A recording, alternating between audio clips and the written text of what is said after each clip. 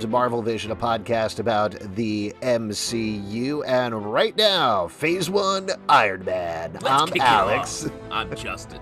I'm Pete. And in the break between Falcon and the Winter Soldier and Loki, we are going to be revisiting Phase 1 of the MCU movies, kicking it off with the one that started it all, Iron Man. There you go. Iron Man from May 2nd, 2008. You probably all know this, but directed by Jon Favreau, written by, you know these names, of course, as well, Pete. Mark Fergus, Hawk Ostby, Art Markham, and Matt Holloway, the four writers. You see Holloway's prints all over this thing. Mm-hmm. Yeah, you'd say all the way Holloway is what you always say. Now, normally what we've been doing on this podcast is we've been talking about the currently running MCU Disney Plus shows. This obviously is going back. We revisited the movie. Some of us watched it again to get a more current view of it. But I figured what we could do is kind of talk about what it's like watching the movie now, thinking about the movie now, just in retrospect, now that bringing you back. Quarter of a century movies and TV shows in here. I haven't changed a bit since this came out. My life's the same. And then at the end of the podcast, we're going to talk about some of the future of Iron Man in the MCU. But first of all, Justin, you rewatched the movie. What was your take on it now, watching it at this point, 13 years later, I guess? Yeah, 13, a lot of years. There's some stuff that feels a little dated, which I'm sure we'll talk about. But in general, it's like, oh, wow, this movie was pretty risky, it felt like. Mm-hmm. Like, they really make Tony Stark a jerk at the beginning of this movie in the way that most superhero movies don't really do. Like, he is a bad guy. There's a real way this could have gone where he's the villain. He's like Stain, maybe not as bad as him, but very much in line with his way of thinking. And I love that about this. And just the other thing is, like, I don't know if this would have all happened if not for Robert Downey Jr. Yeah. Like, he's unbelievable in this movie. Well, there were a couple of interesting things that I found when I was researching after watching again, which just little note.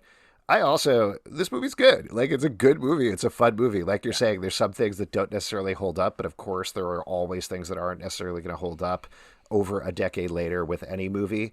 But the things that I was kind of surprised to find out, I think everybody knows that Robert Downey Jr. was not in a great place when this movie happened. He was a big star, but he had done drugs, hit a very, very low point in his career, to the point where he almost didn't have a career.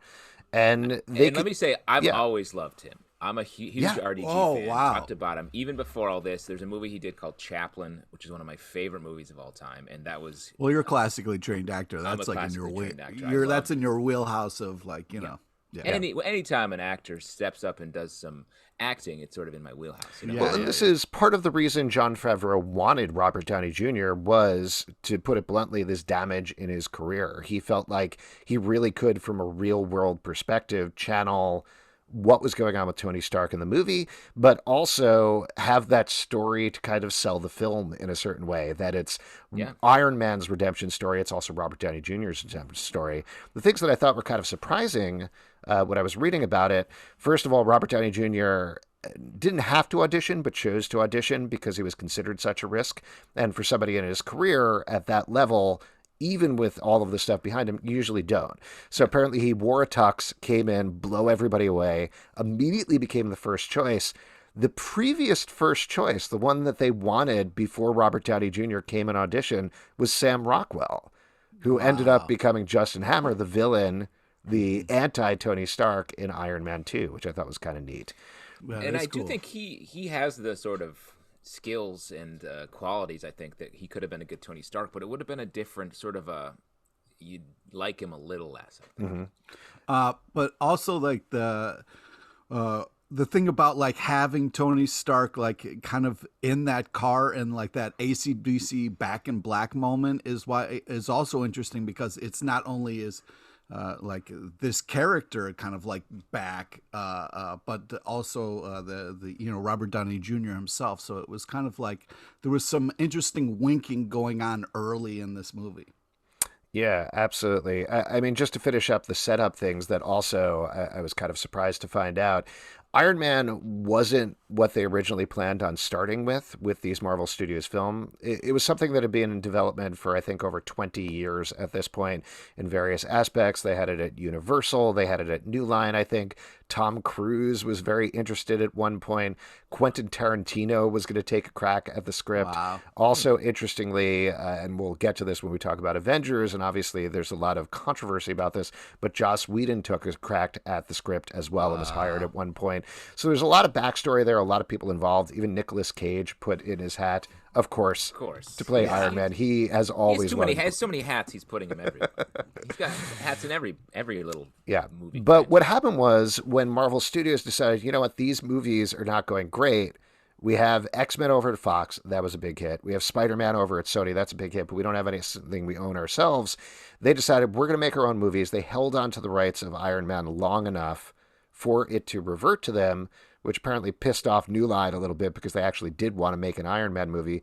But the goal was not to make a hit movie. The goal was to sell toys because that's how Marvel was making their money at the time. And so those idiots. What they did, and this is wild, is they did a focus group with kids of all the characters that they had the rights to. Their plan was to start with Captain America, and the kids said, no, we like this Iron Man guy. And they're like, all right, that's going to sell the most toys. Let's do that. Let's do that. Kids were like, I want the hard drinking robot man. I love Demon in a Bottle.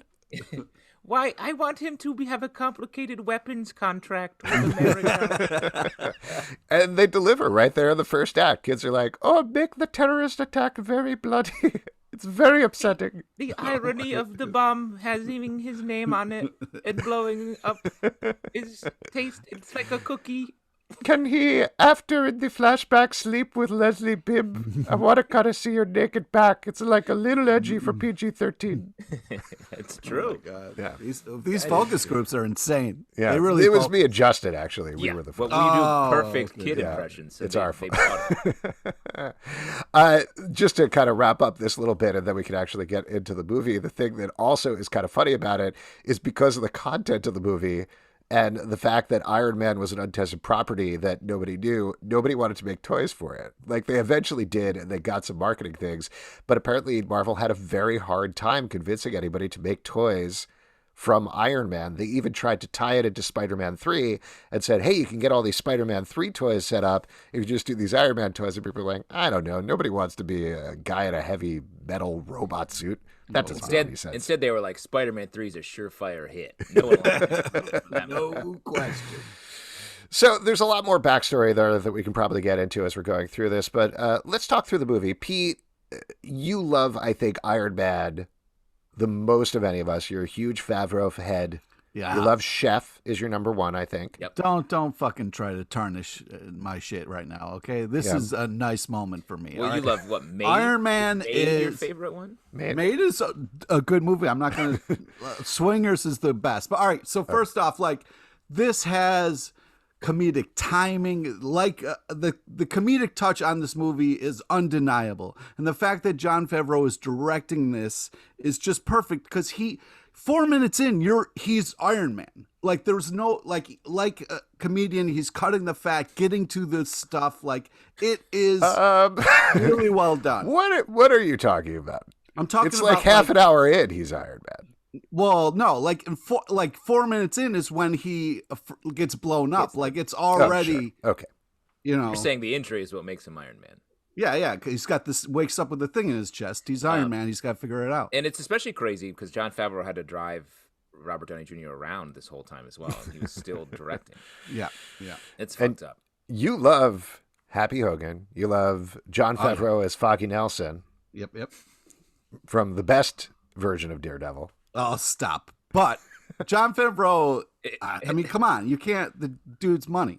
He's so money. He's so money. And he doesn't even know it. He actually got this job. I mean, I think most people know this, but he got this job off of starring as Foggy Nelson in the Daredevil movie because he became friendly with Avi Arad, who's produced a ton of the movies, and that's how he ended up snagging this job. A lot of people apparently didn't want to direct it because it was this very risky project, and they ended up with Favreau, which kind of set the mold for the entire MCU. This is choosing all unproven comedic it's even directors. Beyond the MCU. It's like all blockbuster entertainment. Yeah. Like the style and pacing of this movie is what blockbusters are now. Like there's no doubt about it. Like high action, lots of jumping around, comedy, jokes happening in the middle of action, and like you see the DC movies trying to hit this tone, and they just don't quite have it. And I don't know what special sauce they have over there, or whose hand is really guiding that. But it's really striking to me that other movies can't replicate this, and it really is a signature Marvel style. Yeah, I mean, it's really impressive, like how in depth it feels, but it's also going so quickly. Like the movie slows down at like important moments and skips through a lot. Like it's really impressive how much is covered in this movie. Like we get to see the whole kind of like first Iron Man suit, second Iron Man, like just the whole kind of like evolution of it. And it's impressive how much is packed in this movie. You have amazing rom-com moments with Pepper, like really touching, powerful moments. Like it's badass, it's hilarious, it does a lot of the things. Once again, the road to success is right through Foggy Nelson. I think we all know that. It's funny heart. you mention this, and this is probably the first of many times you're going to yell at me on this podcast, Pete. Yep. But I do think that is one of the strengths and also one of the weaknesses of the movie, that there are so many things they had covered and so many great sequences. And on their own, I really love a lot of them. Like the stuff with, is it Yinsen, the guy who was just trapped within the cave? Really nice. Don't you talk shit about Yinsen. What are you about to do right now? I'm about to say it's really nice and emotional, Pete. Okay, Yes. Holy shit. Really nice and emotional. Their bond is great. It sets it up. It's not exactly this, but they clearly tweaked it a little bit to make it this very Uncle Ben type mentorship role where his death is the thing that motivates Tony Stark throughout the movie. And I think they sell that really well, but it has this very three-act structure there that's very specific, where it often feels like you're jumping from one movie to another in a very specific way. Justin, you were going to jump in and say something. I was going to say, I agree with you about the Yinsen stuff. It made me want to hear more about him in later movies. Like, it feels like it's done so well. It really feels like a tentpole for Tony's change in career.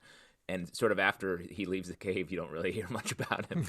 Well, it's because of that powerful bond that really changes Tony's life. Like, he's sitting there and he's like, depressed as shit, being like, I have a week to live, and then he's like, so this is an important week for you. Like, unbelievable. Like, just the way it was delivered, like how it was said was just, and for me, the casting in this movie is, we're still feeling, I mean, fucking Jarvis, we got WandaVision. I mean, the casting in this movie is unbelievable at every step and turn. Wait, I have a question for you guys, because I didn't know this fact.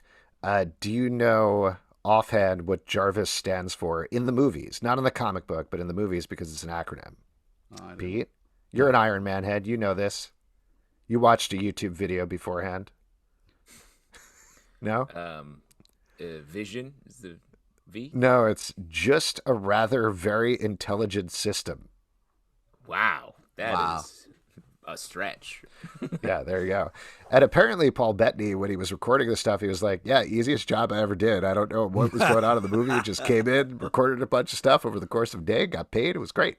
And then, like you're saying, Pete, 13 years later, he's this incredible emotional dude in WandaVision, and he's the heart and soul of that, and it's awesome. Plus, we get like the Coulson thing, right? You know, like it's just, there's so much that happens in this movie to launch Marvel in such a great kind of position and to have so much to kind of pull from. It's really impressive. I forgot how much Coulson was a part of this. I thought he was just like, hi, would you mind having a meeting with me? But in fact, he saves the day yeah. at the end.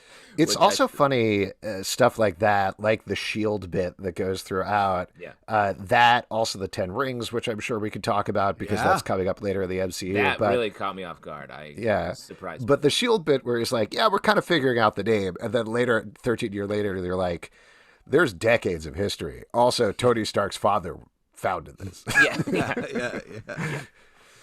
Little casual retconning there. In a movie, they were like, maybe this will be a success, but no way would they ever have predicted.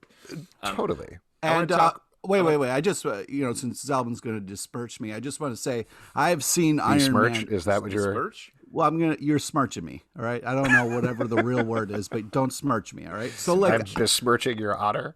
yeah, Like I have smirchandise? seen Iron Man over 100 times. So yeah, I watched a YouTube video to refresh myself before we did the thing. But don't fuck with my shit like that. No, nobody is besmirching you or your honor in any way. You watched the YouTube video like that's all I did for this. No, So this I'm is a not cue up. This is a cue up for you to talk about. Before we got on, you were like, yeah, I watched a YouTube video. And I said, oh, which one? You're like, wait until I tell you on the podcast. So I was queuing you up to say it on the podcast. No. You're just never going to tell us. Was it like Dramatic Chipmunk or something? Yeah. Was it Party in the USA?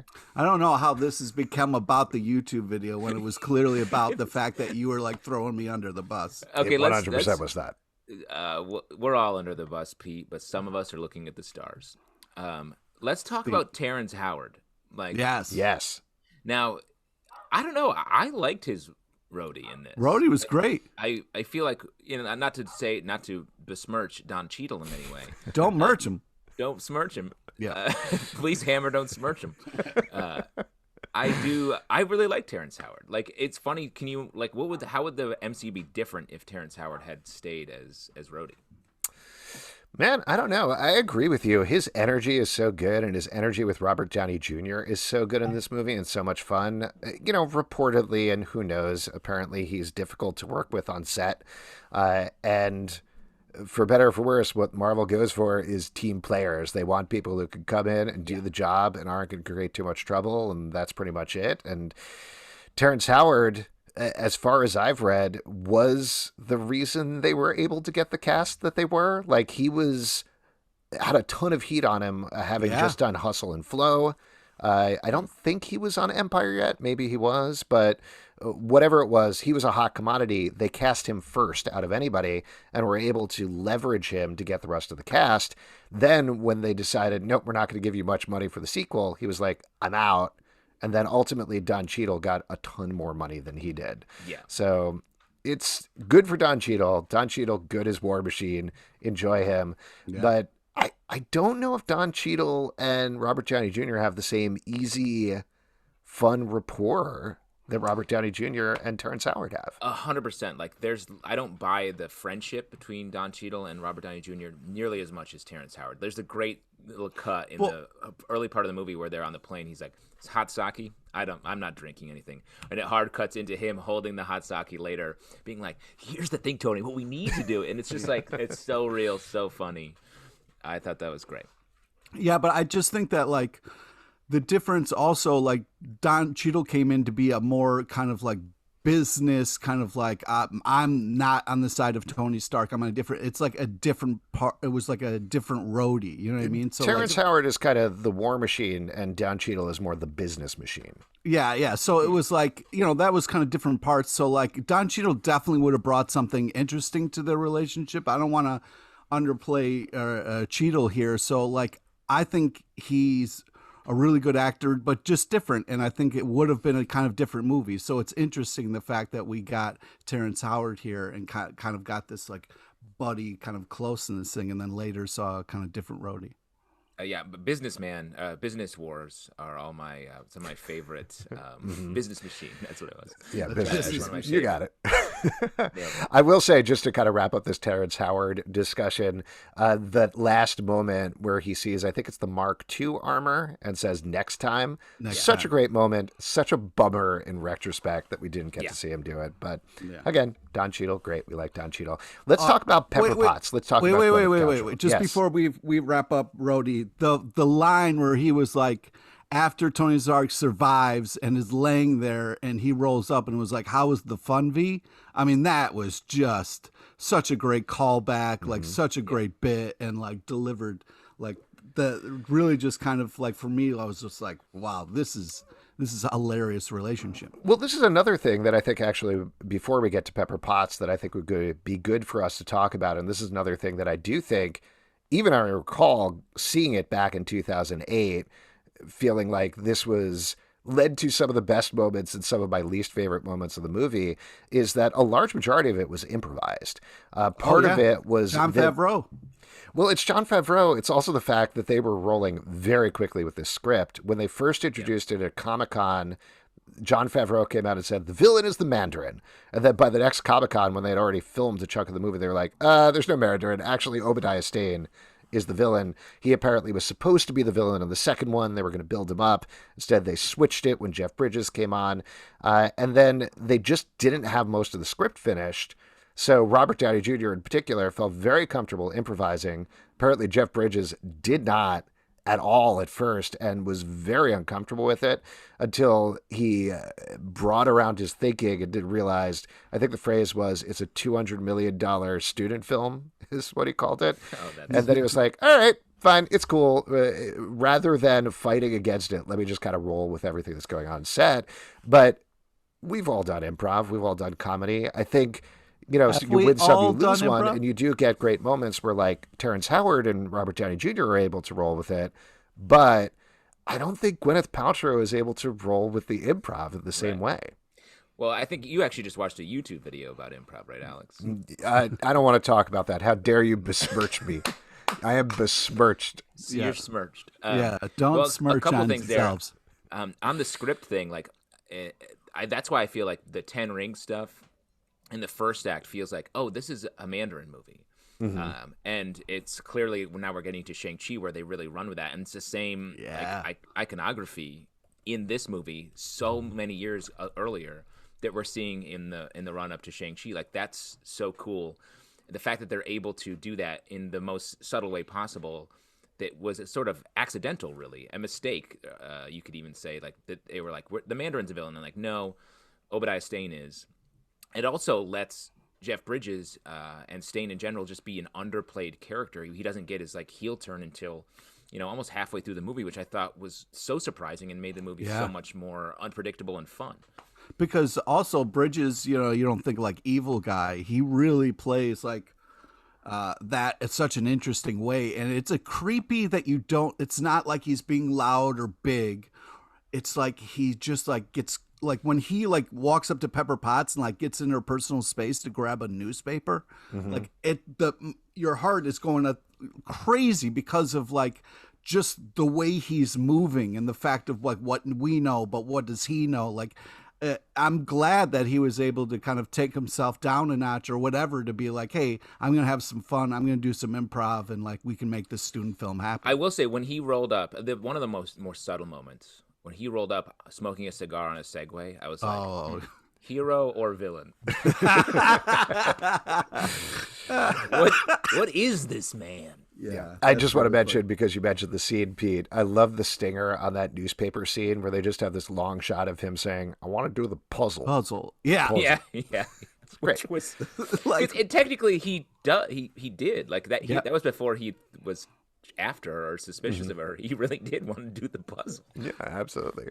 I mean, great motivation there. Also, like him going back for that extra slice of pizza is such an evil move. Like as he's dying, he's still taking the last of that man's pizza. I mean, damn. Wait, what did you just call him? Pizza? No, did you say Ahmed? What? I don't know. It sounded like you said Ahmed. Smirch. No. I like that. I'm smirching you. Alex is like, what'd you say? And Pete, you were like, pizza? Pizza? Now, what I was mentioning earlier about the weakness of the improv, I do think that shows up a lot in the third act, which was one of the few parts of the movie that was completely pre-planned because they had, made the animatics for the entire last sequence, the big fight. So that was already set. I think you get these great improv-y moments that are very loose and interesting that they were clearly playing around with on set. But that's the one where it just becomes big CGI robot fight. It's not as impressive as interesting as a lot of the rest of the movie. And you get this dialogue thrown in that feels almost like video game lines of, particularly Obadiah Stane being like, I'm a big robot, or whatever he's shouting, What do you guys think of the end of the movie? Well, first off, I was a little confused if you were taking a shot at improv or third acts when you were saying like the weak improv. No, just Iron Man. Just Iron Man. But I mean, in his defense, if I turned into a giant robot, I think I would yell, "I'm a giant robot" a bunch of times. So, I'm not mad at that. I mean, yeah, it was a little clunky having his big robot versus the smaller, quicker Iron Man, more advanced. But I think that, like, yeah, it wasn't like the greatest part of the movie, but the actual ending of the movie is such a uplifting, like, yeah moment that, like, fine, okay, it got a little weird where little guy beats, David and Goliath moment. So, like, whatever. Well, for me, it was in rewatching it, I was like, oh, this is the last fight. It's sort of because of the way it's structured, you sort of fall into it really quickly, and which is very different from a lot of the MCU movies going forward, where it was like very much setting up the final fight, and you sort of knew you were in it when it was coming. And this was like, whoops, here you are, you're in it. And Pepper's sort of doing her thing, Coulson's there, and it happens sort of fast, and then it's over. So I thought it was different. I didn't hate it. No. I just thought it felt a little, to your point, Alex, a little like herky-jerky, the way it was like, oh, they're going into space because that's where it'll freeze. And then it's like, oh, that didn't work at all. And then they're back doing this other thing. And then the sort of Edom explosion that ends up killing him. That's the thing, is I don't hate any part of this movie. I think there's things that this is the first movie in an extended movie series that they had to figure out things. Like, they were setting the mold to figure it out later, but they didn't knock it out of the park the first time. They got a ground rule double. Is that how baseball works? Wow. Pete, sports expert, was that the video that you watched about? Sure. Ground how rule baseball double works? That works. How baseball works. Search at YouTube. Yep. Don't you smirch baseball work? Yeah, sorry about that. We should talk about Pepper Potts, though. We kind of skipped over a little bit. How do you feel about Gwyneth Paltrow, who has become a wellness guru in the intervening time? You can see the goop all over the wall. Mm-hmm. Oh, come on. No, I mean, that love story is just magical. The back and forth that they have, the fact that, like, he's literally dying, she saves him, and he's like, "You're all I have," and then later she says, "You're all I got too." I mean, come on, it's just magic. It's beautiful. I mean, it's a tough. This movie, this is where it's sort of had a little bit of it's showing its age. Like, the way they talk about the movie talks about women in general is sort of like, this wouldn't fly at all anymore. Sure. And there's a little bit of that in the relationship between Pepper and Tony. And I do think Robert Downey Jr. and Gwyneth Paltrow have great chemistry in the movie, despite the fact that there's a lot of him. Her whole movie is just being like, Tony, how can I help? And so she's very one-dimensional in that way. And I do think I would like to see more things happening with her.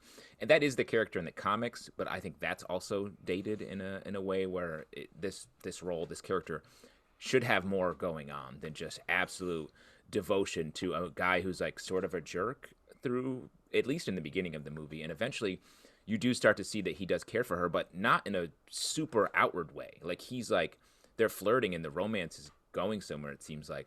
But it's not like he's like, Pepper, I mean, she saves his life like multiple times in this movie. Like, his heart is her giving him that he doesn't open. She does a weird job wrapping that, by the way. Oh, come on, dude. Come on. Christmas presents. So what? Sometimes you just brown bag it. What's the big deal? The tape job was suspect, Pepper. So what? Well, she seems like a meticulous person. Why is she using like 4 pieces of Scotch tape at weird Because she's probably on a phone, like making an appointment, doing a bunch of different stuff at once. And, Yeah, I agree. That was the worst part of the movie. Oh my god. But anyway, my point is, I do think they would have given this movie would be better if Pepper had more going on.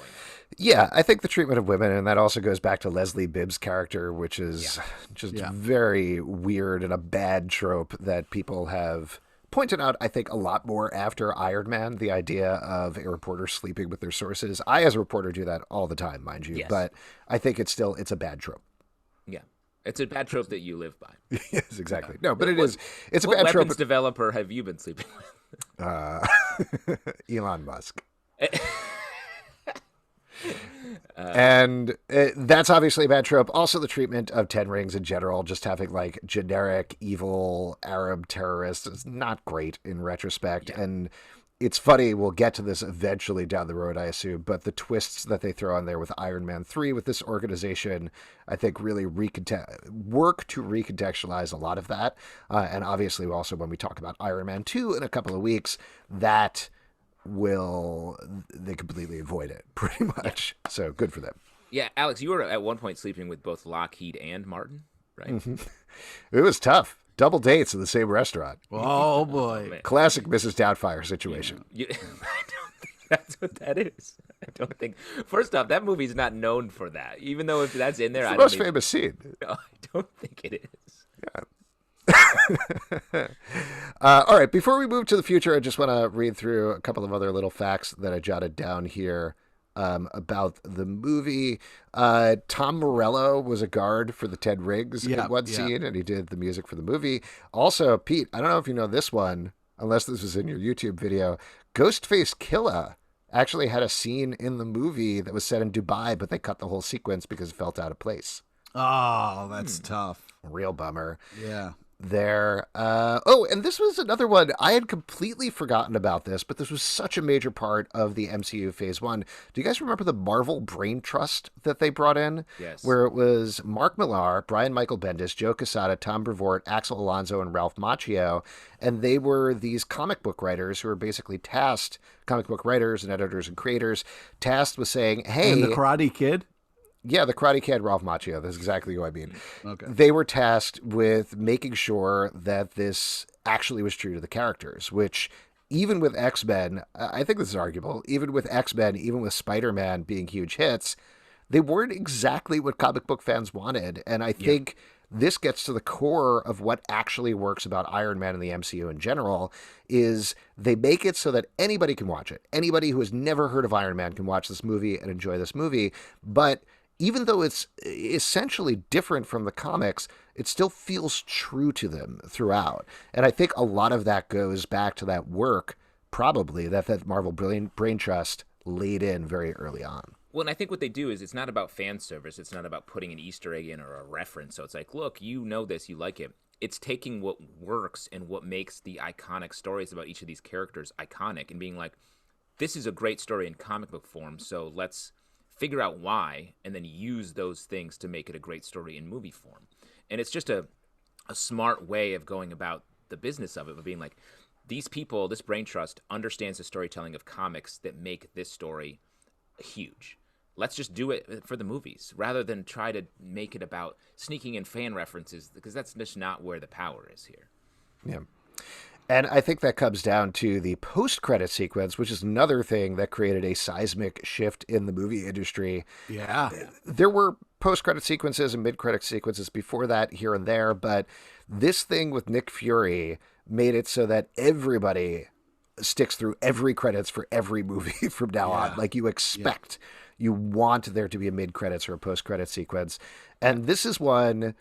Honestly, this is one of my most salient memories of this movie, is seeing it midnight at a movie theater in New York when it opened, like on opening day.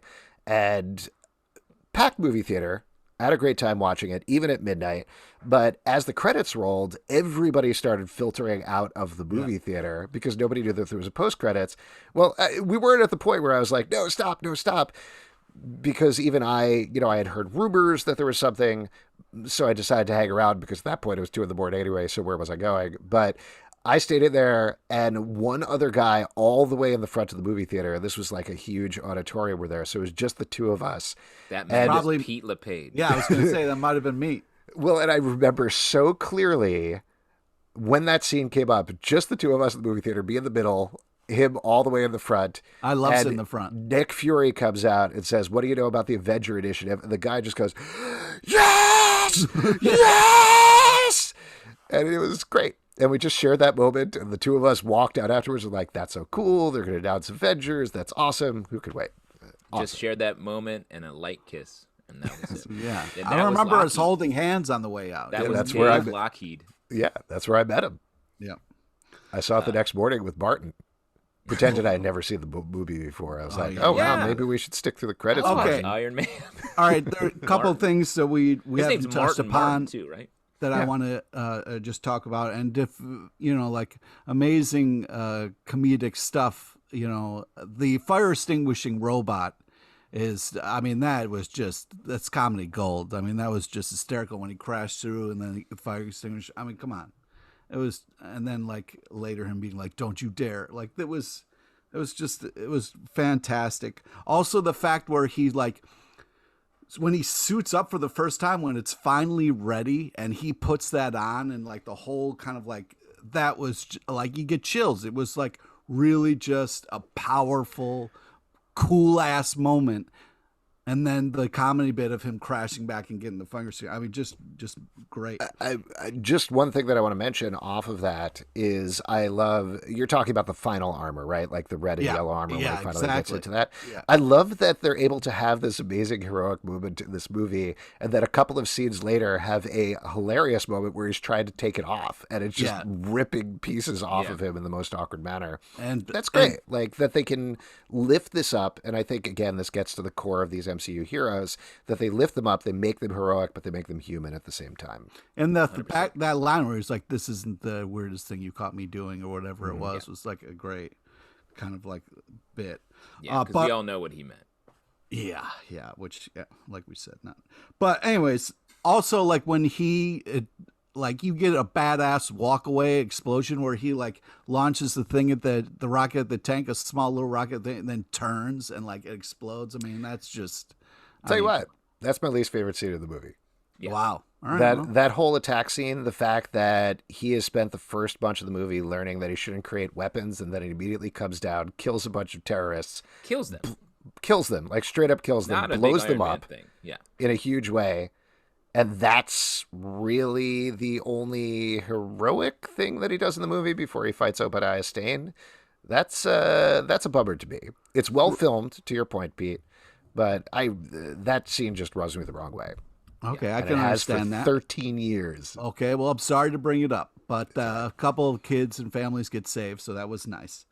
And also when he's flying back, that whole thing about like, like him hiding, like just like flapping around on a plane and like calling Rhodey was hysterical. And it's the Iron Man cartoon theme that is the ringer tone. I mean, that was just, it's comedy gold. That's a little fourth wall breaking right there. That's some fun. A couple things I wanted to highlight. Obviously, catchphrase that you share with Tony Stark, Pete, cheeseburger first. Yeah. For when he comes back. Yeah. I mean, that's just. We got the Stanley Hugh Hefner cameo, which I'd forgotten that was the first one, essentially, which was weird. That is weird. He plays Larry King in one of the movies as well, right? Maybe Iron Man 2? Maybe I'm forgetting. I do like the real world people, Stanley playing real people version of the cameo cycle of his. The Pepper hacking into the computer when the files were like secret. Top secret, ultra secret. I was like, oh, someone did this quickly. This was not super thought through. Another cool thing, Stane's sonic paralysis device. Oh, man. Yeah. They don't explain it. It just happens, and we don't ever talk about it again. Like, I was like, that's cool. I don't need a whole long explanation about how he's been developing this and how he can use it, which I feel like a lot of movies do. Instead, it's just like, no, this thing does this, and he's using it to... Right, and he uses it in two scenes in very close succession, and it never comes back in any way. Yeah, yep. Strange, but cool. And then, like, I guess two other things. Like, in the post-credit scene, Samuel Jackson is literally talking to the fans. He's like, "You're part of a larger universe. You just don't know it yet." Like, there's he's talking to Tony Stark technically, but he's literally like looking right down the lens of the camera. Yeah. And then just the fact that Tony Stark comes clean and says, "I'm Iron Man" in that last press conference, like, fantastic. Great. But also, like, we get like AC/DC in the movie, but we don't get the Iron Man song, and they immediately crank right into the Iron Man song. I mean, just the timing, the thing, it was just unbelievable. Great. Two other things that I wanted to mention just as background, and then we'll move on to future stuff. We mentioned Coulson earlier. Apparently that was supposed to be just a one-scene thing, and then they liked Clark Gregg so much they kept bringing him back for more scenes. That was the start of it, of all of us getting addicted to Coulson right there. Of like, I want more of that Coulson guy. And you've been in recovery for 10 years now, right, Pete? Yeah. Congratulations, by the way. Thank you. You're Thank welcome. you. And then the last thing on the Nick Fury thing, I'm sure you guys will be surprised to learn about this, but originally Brian Michael Bendis wrote 3 pages of dialogue for Nick Fury to say in that scene. Bendis did that. Yeah, Brian Michael Bendis. No way. Yeah. And then they cut it down. They're like, let's just choose the best lines on set and have him say that instead. There is also apparently, which I hadn't heard before, a version where Fury mentioned radioactive bugs, gamma monsters, and mutants in that speech, which they actually filmed, but then found out that the rights were tied up with Fox and Sony, so they couldn't actually do it. Yeah, they should have known that. Yeah, they probably should have figured that out. So there you go. That's Iron Man. Now we're going to move on to our vision board. Usually the vision board, we talk about what we expect or want to happen in upcoming episodes of the Disney Plus series. For Iron Man. Oh, yeah. Yeah. What do you want to see? A sequel? Yeah. I get more of this Robert Downey Jr. guy. That would be great. Instead, since obviously we know what's happened now with the MCU, we're going to talk about a couple of things that we know are coming up or think are coming up based on the Iron Man movies. The first one we should talk about, this is a recent thing that people were discussing. There was a billboard put up by fans that they want Tony Stark to come back to the MCU. Spoiler, if you've only watched Iron Man, he dies later on. What? I know, I'm sorry. Their hashtag is bring back Tony Stark to life. Wait, what? Pretty awkward. Yeah, but it Sounds like something I would say. Yes, but to honor these fans a little bit, do you want to see Robert Downey Jr. come back as Iron Man at any point down the road? Or are you done with him? Are you done with him post-Endgame? I would see him in a little. I don't want to see another Iron Man movie or launch another trilogy of movies or whatever. Like, I think he can come back and be sort of featured in some way, or he's in some sort of like Soul World, or he's in one of the Infinity Stones or something where it's like, bringing him back to life, I feel like is a mistake because it just so harms powerful. the story that we've heard and been told. Yeah. I agree with Justin, but I think that, like using him here and there a little bit, maybe in a flashback, and you get like one scene in Black Widow with him, or maybe like in a cameo on something else, but like just using him lightly, sprinkled them in every once in a while, I think would be fun, but no need to retcon what's happened. I'm excited for what's maybe going to happen instead of bringing him back. But I do think that, like, that's the great thing about comic books is characters are never dead. They'll come back around when people feel like it's appropriate or there's a powerful story to tell with him, Like whoever's the next Iron Man, perhaps, if there's an Ironheart. Maybe you have Tony Stark is the Jarvis voice. Or something like that. Well, let's talk about that in 1 second. The one thing that I wanted to mention about Black Widow before we move on for that is obviously we're going to see that pretty soon in July, but that takes place post-Civil War before Black Widow died, so there's certainly a possibility of Iron Man showing up in some way there. Also, we got the Loki series coming up, which seems to be jumping through timelines, so that's possible. And then there's the What If series, the animated one that's coming down the pike after Locally, where everybody is redoing their voices. So if there is an Iron Man episode, which I believe there is, I think we'll probably hear him in some way there. But let's talk about Ironheart. Ironheart is going to star Dominique Thorne as Riri Williams. Woo-hoo! She builds her own suit of armor. She is, I think in the comics, canonically smarter than Tony Stark is the way that they've set it up. But she also eventually gets an AI Tony Stark that is in her armor that is like her Jarvis. What do you think about that? Is there a possibility that we're going to get RDJ to reprise his role on that series as AI Tony Stark? I mean, yeah, I would think so. That feels like an easy win for everyone. Yeah, he's just got to do a couple voiceover digs, It's no big deal. No big deal. No big deal. Yeah, it'll be easy. That would be super fun, and I think that would make people very excited for that series, which I think people are already very excited about. And the other one that we kind of teased earlier on is there's an Armor Wars series coming with Don Cheadle as War Machine, and it is about when Tony Stark's tech falls into the wrong hands. Now, Justin, you're a huge Armor Wars head. Yeah. You psyched for this show? Yeah, I'm curious how they're going to tackle it. Like, I feel like they need more people we've already met to be in this and be in the armor, different armors. Who will that be? I don't know. Like, I don't know. They've killed most of them. I feel like we'll see Justin Hammer again. Maybe we'll talk about this more when we talk about Iron Man 2. But yeah, there's not a lot of ironed folks who are hanging around because they tend to kill off the villains of the MCU. Yeah, we don't have a lot of irons in the fire, and I think we need more of them. Yes, but that should be very exciting. And folks, thank you for tuning in to our Iron Man episode. Next week, we're going to be continuing to truck our way through the MCU with The Incredible Hulk, which surprisingly came out 2 months after Iron Man, which consistently blows my mind that happened. But we're going to be talking about that next week. Also down the road, we're going to have some special guests on these episodes as we make our way to Loki debuting in June. If you'd like to support our podcast, patreon.com/comicbookclub. Also, we do a live show every Tuesday night at 7 p.m. to Crowdcast and YouTube. Come hang out. We'd love to chat with you about Iron Man or any aspect of the MCU. At Marvel Vision Pod on Instagram, Facebook, and Twitter. iTunes, Android, Spotify, Stitcher, or the app of your choice to subscribe and listen. Comicbookclublive.com for this podcast and many more. Until next time, I am Iron Man. No, you're Alex Albin. How dare you smirch that? Yeah, don't smirch it, bro. Hey, Pete, what YouTube video did you watch? It was like all the great things about the movie Iron Man.